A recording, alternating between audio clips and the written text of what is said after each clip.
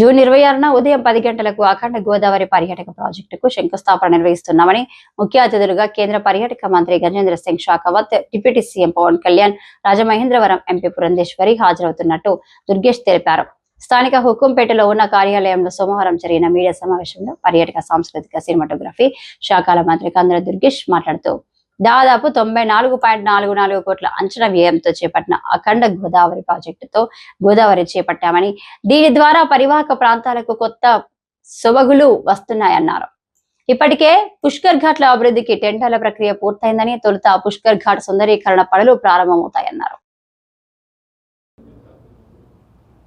26వ తారీఖుని కేంద్ర పర్యాటక మరియు సాంస్కృతిక శాఖ మంత్రులు గజేంద్ర సింగ్ షెకావత్ గారు, అదేవిధంగా మన రాష్ట్ర ఉప ముఖ్యమంత్రి శ్రీ పవన్ కళ్యాణ్ గారు, అదేవిధంగా మన పార్లమెంట్ సభ్యులు శ్రీమతి పురంధేశ్వరి గారు ఇచ్చేస్తున్నారు.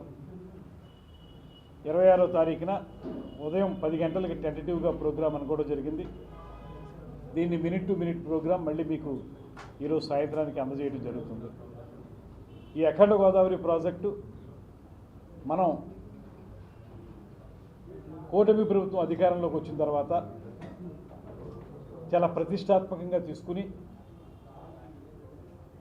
గజేంద్ర సింగ్ షెకావత్ గారి యొక్క సహకారంతో, మన ముఖ్యమంత్రి చంద్రబాబు నాయుడు గారి యొక్క పట్టుదలతోటి, ఉప ముఖ్యమంత్రి పవన్ కళ్యాణ్ గారి యొక్క సహకారంతో, మన పార్లమెంట్ సభ్యులు పురంధేశ్వరి గారి యొక్క సంపూర్ణ సహాయంతో ఈ ప్రాజెక్ట్ని సాకారం చేసుకుంటా ఉన్నాం.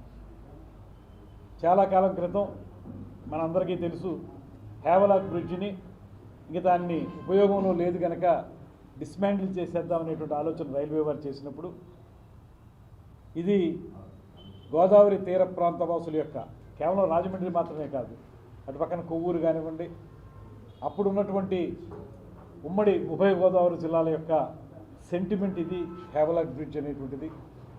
రమారామే 127 సంవత్సరాల క్రితం నిర్మించినటువంటి ఆ హేవలాక్ బ్రిడ్జ్ అదొక మాన్యుమెంట్గా ఇక్కడ నిలబడిపోవాలనే